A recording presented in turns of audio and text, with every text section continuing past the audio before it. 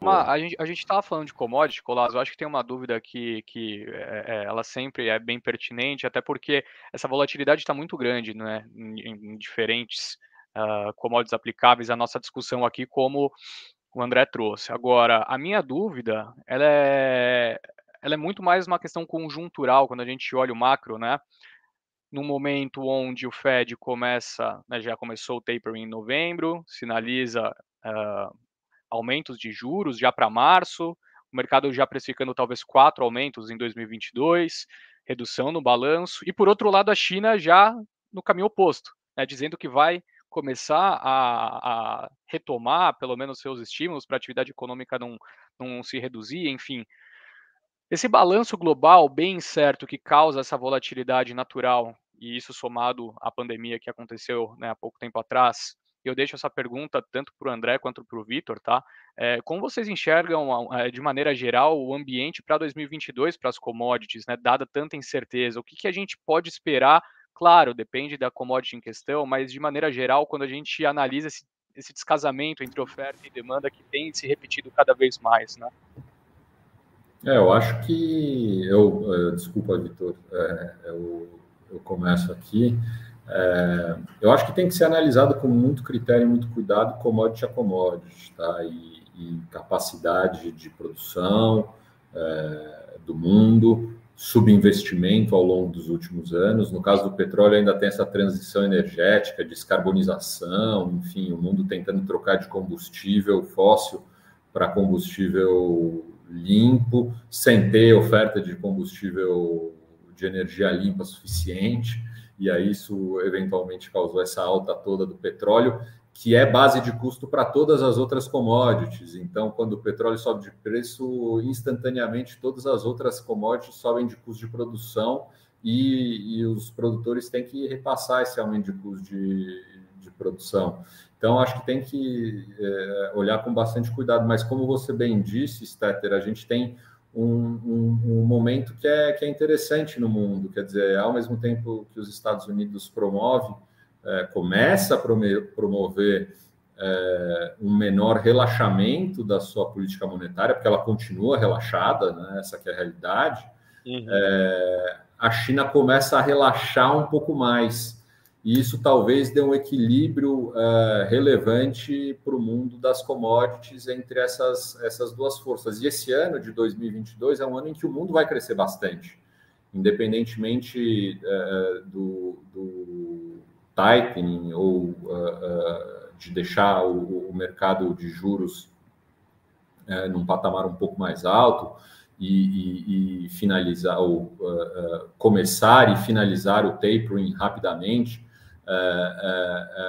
Então, eu acho que a China promovendo uma política mais relaxada e os Estados Unidos começando a tirar esses estímulos tão gigantes da economia possam fazer com que as commodities tenham, em geral, um ano bastante positivo. Mas, de novo, tem que tomar muito cuidado, olhar commodity a commodity, oferta e demanda de cada uma delas e olhar para as especificidades de cada uma com muito rigor. Mas é um ano que o mundo deve crescer bastante também, mesmo com a política monetária mais restritiva ou menos relaxada dos Estados Unidos.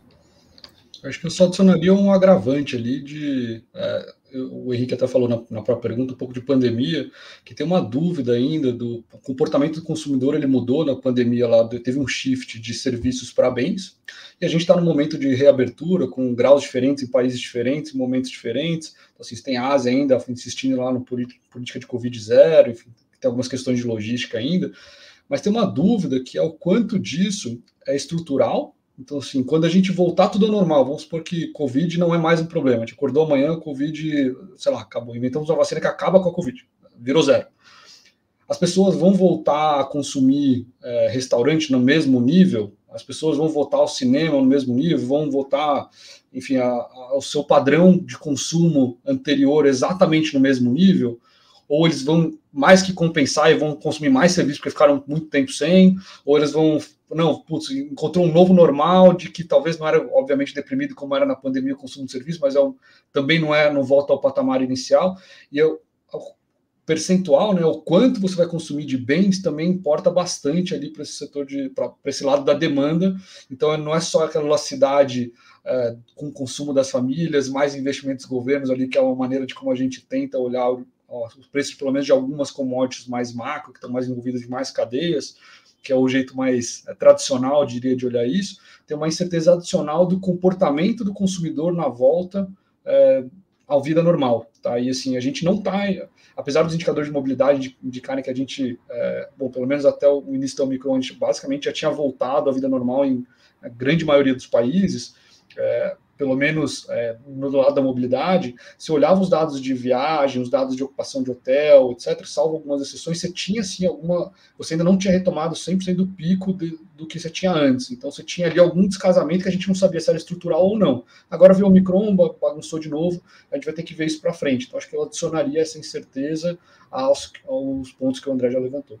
Não, e colocando só em cima do que o Vitor falou, a gente tem as questões de restrição de oferta também, causadas pelo Omicron, cadeias produtivas com problemas de oferta, porque em determinados lugares a produção parou, quer dizer, os países asiáticos mais restritivos ao Covid, a política da China de Covid-0, parando produções em determinadas cadeias e, enfim, a gente está tendo problemas de oferta que podem... exatamente, a gente está tendo as cadeias de logística com problemas, enfim, é uma série de variáveis que dificulta muito a vida do investidor, a minha vida, a vida da nossa equipe e desse mercado, mas são esses desafios que a gente tem que tentar e conseguir enfrentar. É para isso que a gente é pago e a gente tem que ir adiante e passar por cima dos desafios.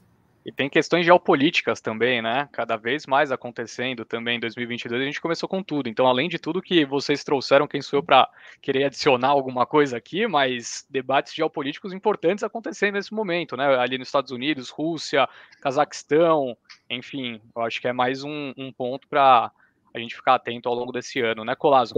Sem política, vocês iam me colocar em roubadas. Se agora começar a falar de geopolítica, então eu vou desligar. Vai sair correndo. Não, Stetter, você pode colocar o que você quiser o tempo todo, meu querido, porque você é apresentador da bagaça, você pode adicionar o que você quiser.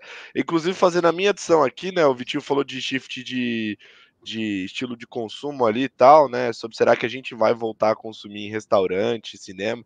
Bom, eu vou, viu, Vitinho, porque diferente de vocês, eu sou encalhado, então assim, se eu quiser arrumar uma namorada, eu vou precisar fazer esse tipo de investimento, tá?